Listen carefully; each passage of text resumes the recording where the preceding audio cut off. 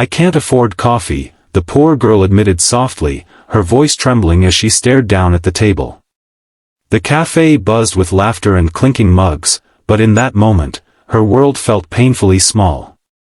The single dad CEO sitting across from her simply smiled, leaned back, and ordered 2 cups without hesitation. He wasn't mocking her, nor did he pity her, his eyes held something gentler, something she hadn't seen in a long time: kindness. Imagine starting a blind date with such honesty. Most people would hide their struggles, wear a mask of confidence, or pretend to be someone they're not. But she, Lena, didn't know how to pretend.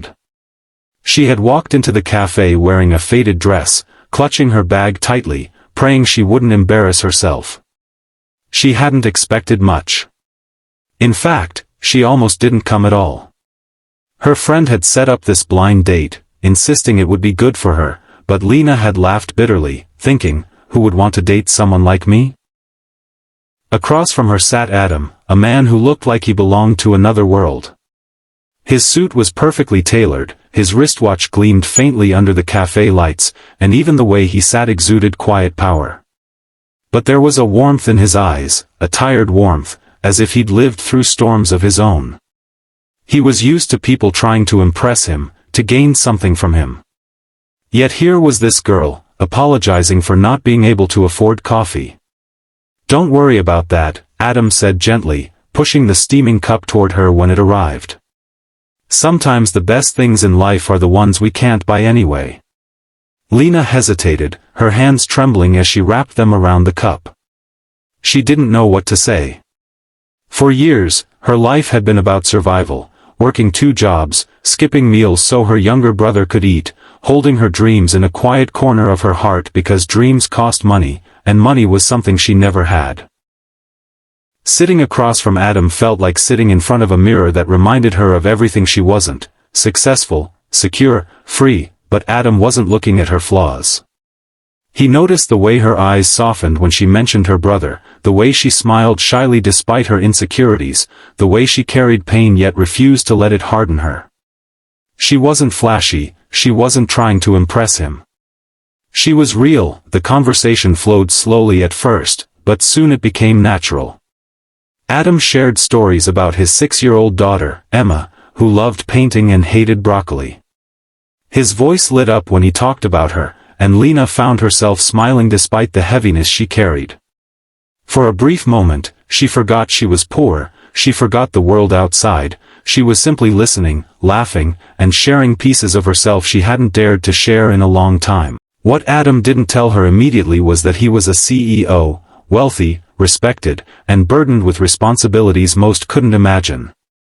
He didn't want her to see him as a man defined by status. And what Lena didn't realize was that her quiet strength reminded him of his late wife, the woman he had lost to illness years ago. He wasn't looking for someone perfect, he was searching for someone genuine, someone who could understand life's hardships, because he had walked through them too. Days turned into weeks. 1 blind date became 2, then 3. Adam insisted on simple places, street food stalls, quiet parks, little bookstores, because he sensed that grand restaurants would make her uncomfortable. And Lena, despite her fears, began to open up. She confessed about her struggles, how she had once dreamed of becoming a teacher but life had forced her into menial jobs. She spoke about nights when she went hungry, and mornings when she still woke up determined to keep going. And Adam listened. He didn't interrupt, didn't offer money, didn't make promises he couldn't keep. He simply became her safe place, her reminder that not everyone with power looked down on those without it. Slowly, Lena realized she wasn't ashamed of who she was anymore. But not everything was easy. Rumors began to spread when people saw them together. Friends whispered that she was just chasing his money, colleagues mocked her for aiming too high. Even Lena herself was tempted to pull away, convinced that Adam and his daughter deserved someone better. She almost ended things one rainy evening, standing outside his home with trembling lips, telling him she didn't belong in his world. But Adam stopped her with words she would never forget: "Lena, I don't need someone from my world. I need someone who understands my heart. You've given me something money can't buy, peace. And that's worth more than anything else.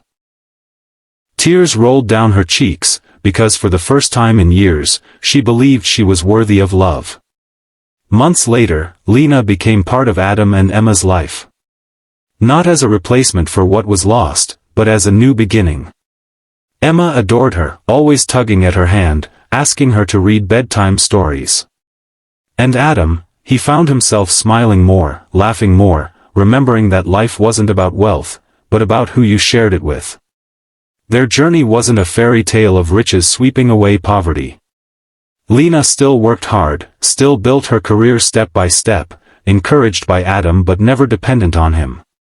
And that was what made their love stronger. It wasn't built on money, but on respect, patience, and the courage to believe in second chances.